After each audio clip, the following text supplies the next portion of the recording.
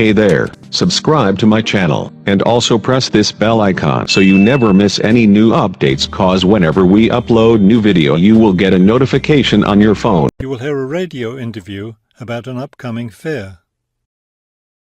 First, you have some time to look at questions 1 to 4.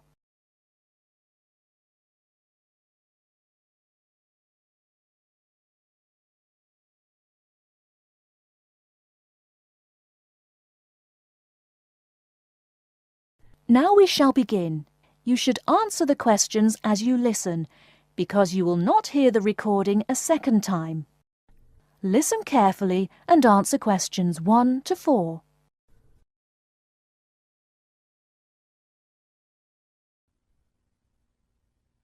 Good afternoon and welcome to City Hour, the radio show that brings you all the latest information about events in and around our city.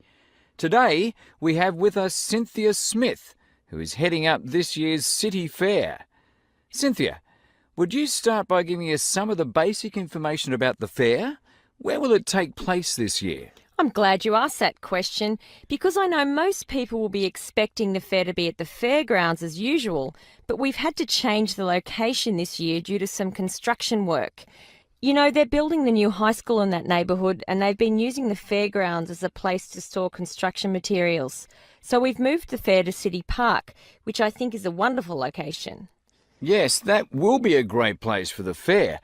I understand that the fair begins on Friday morning with a special opening event. Actually, it won't begin until that evening, but you're right about the special event. Traditionally, we've begun with a parade, but this year our opening event will be a special dance performance. And the most exciting part is that the mayor will be one of the dancers. The mayor is a woman of many talents. Cynthia, could you tell our listeners about the price of admission? What will it cost to attend the fair? We're trying to keep the price down as much as possible. A 3-day pass is just $25, or you can buy a Saturday or Sunday only pass for $15. The opening event on Friday, the dance performance, doesn't cost anything to attend, and we're hoping a lot of people will come to watch that.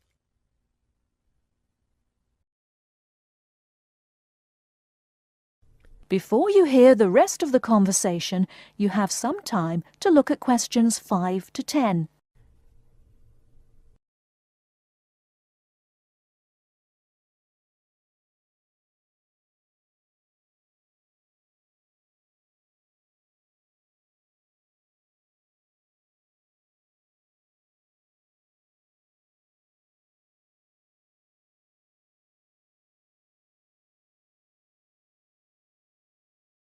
Now listen and answer questions 5 to 10.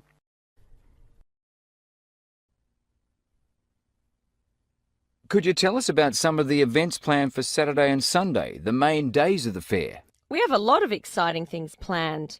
There are a number of events especially for children, including a clown show on Saturday afternoon. On Saturday evening, we've got an event that can be enjoyed by the whole family, a concert by the lake. I'm sure that will be a popular event. Is there anything special planned for Sunday? Yes, a really fun event, and we hope a lot of people will participate. There'll be a singing contest in the afternoon. It's open to everyone at no charge. It doesn't matter whether you're an experienced singer or not. If you've always dreamed of singing on stage, this is your chance. That sounds like a lot of fun. I think it will be. I'd also like your listeners to know that besides the special events I've mentioned, there will be things taking place all weekend. For example, at the food court, international food will be served. You'll be able to sample dishes from all around the world. There will also be special games for children at different locations around the fair. Will there be things people can buy, souvenirs, anything like that? We have a large area set aside where there will be crafts for sale. This will be an opportunity to buy many lovely handmade things and to get to know some of our local artists and craftspeople as well.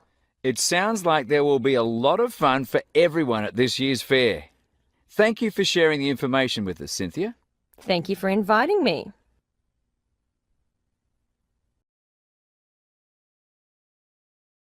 That is the end of part 1. You now have half a minute to check your answers.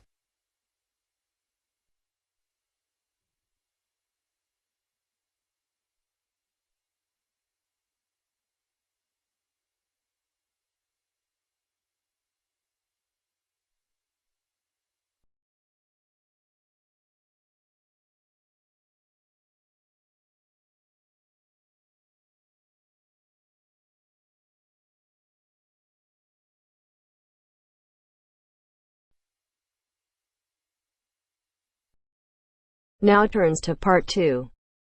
Part 2. You'll hear a lecturer talking to students about the ozone layer and CFCs. First, you have some time to look at questions 11 to 17.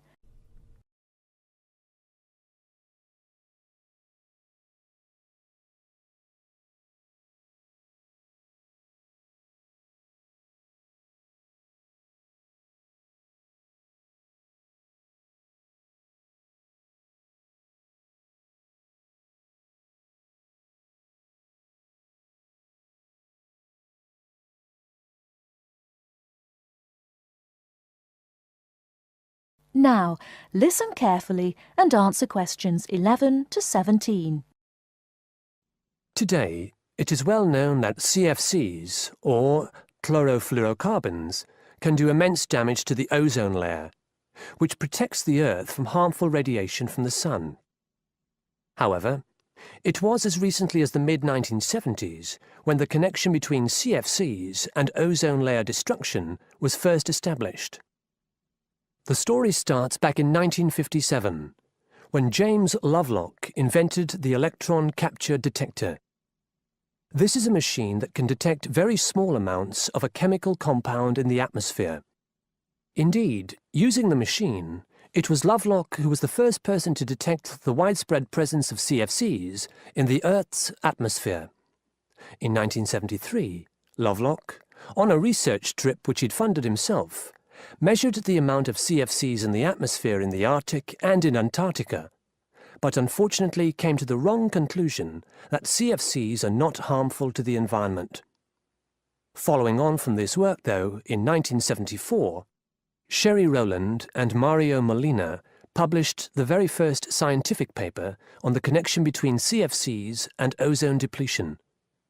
This quickly prompted the world's first ban on the use of CFCs, which was enacted in 1975 by the US state of Oregon. Further bans followed. In 1978, the United States and several European countries banned the use of CFCs in spray cans.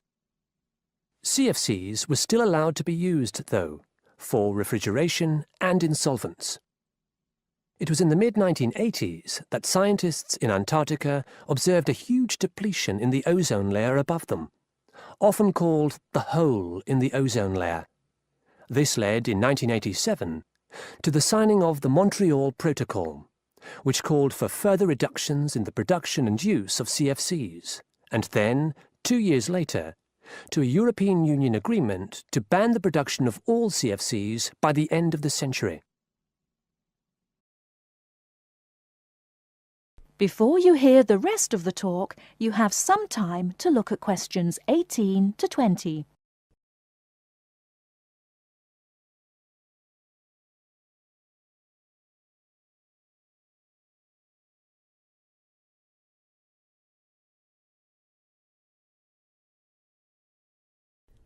Now listen and answer questions 18 to 20. So why exactly are CFCs so harmful? One of the reasons CFCs were so popular in the production of solvents and refrigeration coolants is that they are unreactive. That is, they don't react easily or at all with other chemical compounds. It's this property, however, that also makes them dangerous. Because they are unreactive, it's very difficult for them to be broken down. This gives them a long lifespan, more than 100 years in some cases, and allows them to rise into the upper levels of the atmosphere, the stratosphere, unchanged. There, ultraviolet radiation from the sun starts to break them down, freeing the chlorine atoms from the CFCs. It's this chlorine that helps destroy the ozone there.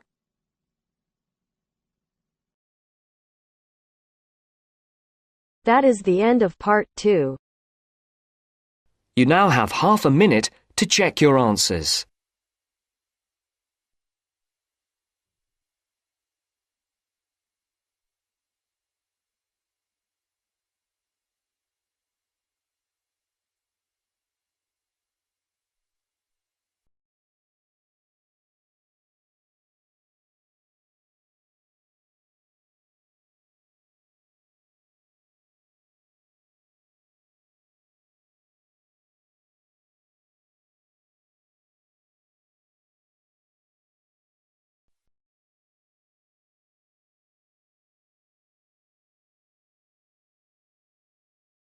Now turns to part 3.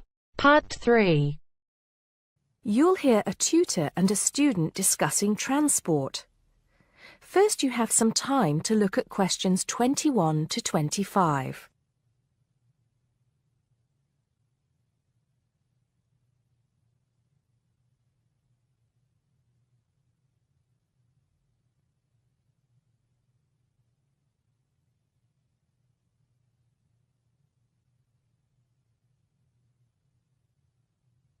Now listen carefully and answer questions 21 to 25.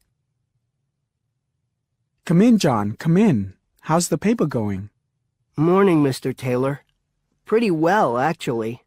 Good, good. It's not all about bicycles, is it? I know you've got a thing about bicycles.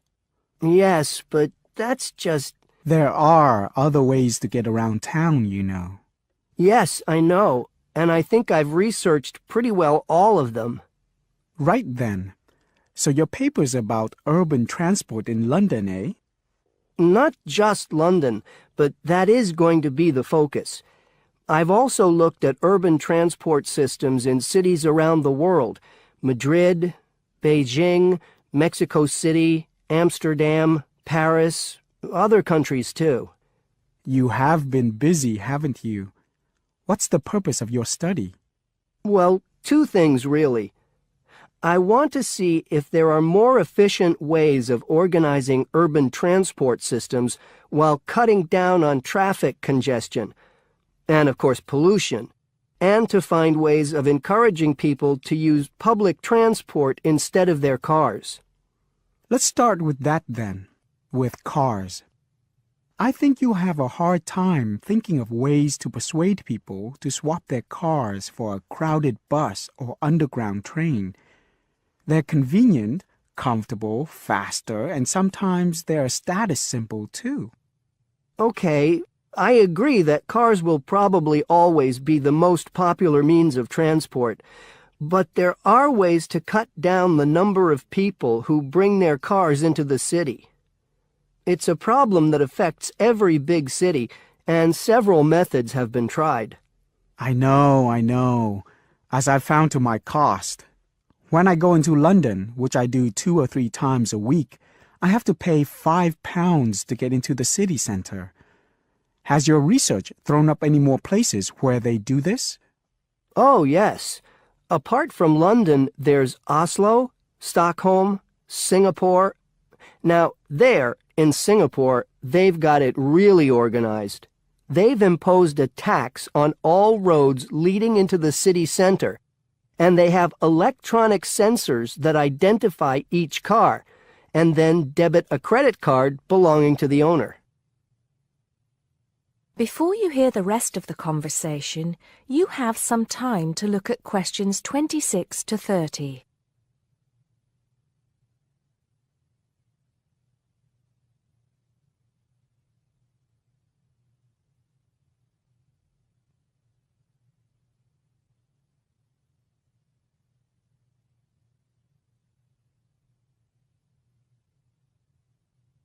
Now listen and answer questions 26 to 30. And other cities, instead of charging motorists to come into the city center, have tried other measures. Such as?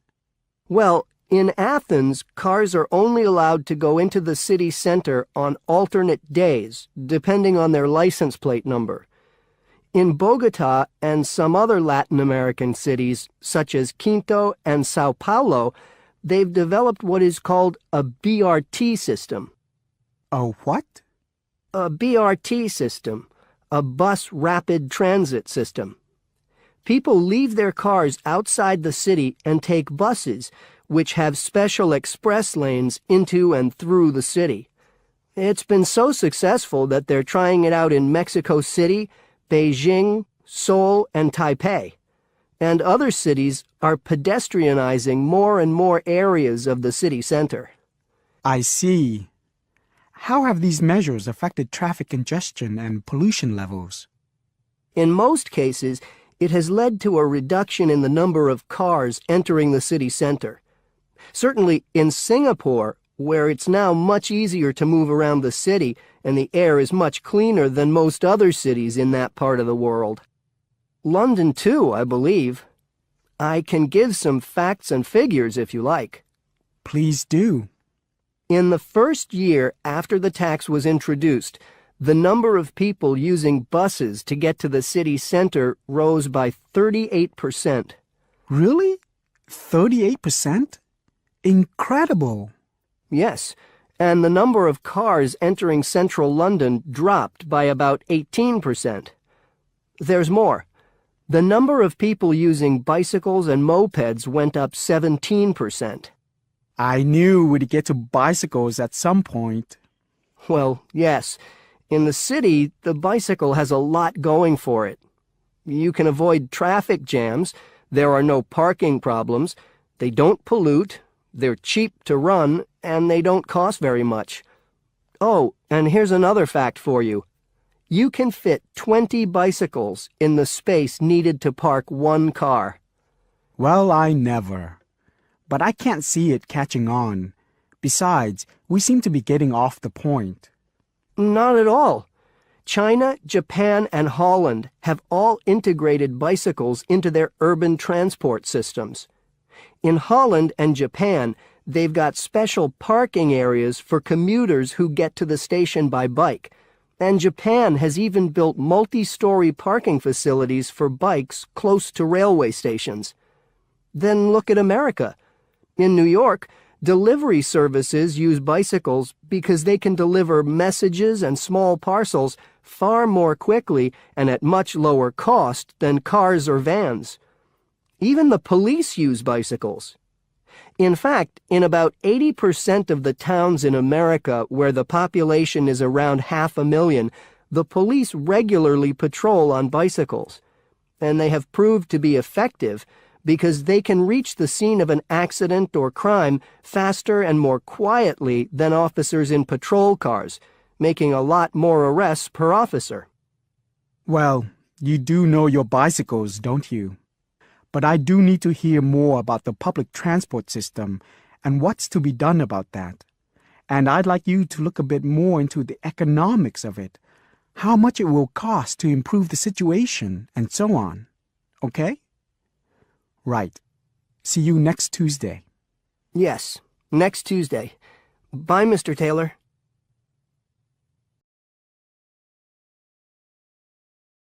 That is the end of part 3.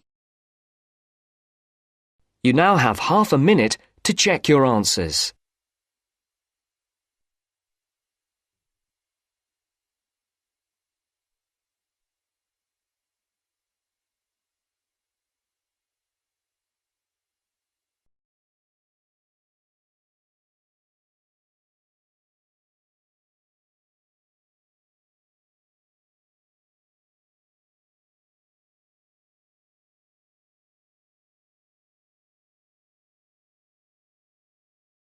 Now listen carefully and answer questions 31 to 40. Cheese is one of those foods that we tend to take for granted as always having been with us. And it's odd to think that someone somewhere must have discovered the process to make cheeses. That takes place today. In the studio to tell us all about it is Monica Maxwell. Today, we all know that the process of making cheeses takes place when microorganisms get into milk and bring about changes in its physical and biochemical structure. Well, obviously, we don't know who discovered the process, but it's thought that it came from Southwest Asia about 8,000 years ago. In the early time, there were mainly two types of cheeses. One of them was rather tasteless and bland, in the case of the so-called fresh cheeses, which are eaten immediately after the milk has coagulated. And another one was rough-tasting and salty, in the case of the ripened cheeses, which are made by adding salt to the soft fresh cheese and allowing other biochemical processes to continue so that a stronger taste and a more solid texture resulted. The ancient Romans changed all that. They were great pioneers in the art of cheese-making, and the different varieties of cheese they invented and the techniques for producing them spread with them to the countries they invaded. This spread of new techniques took place between about 60 BC and 300 AD.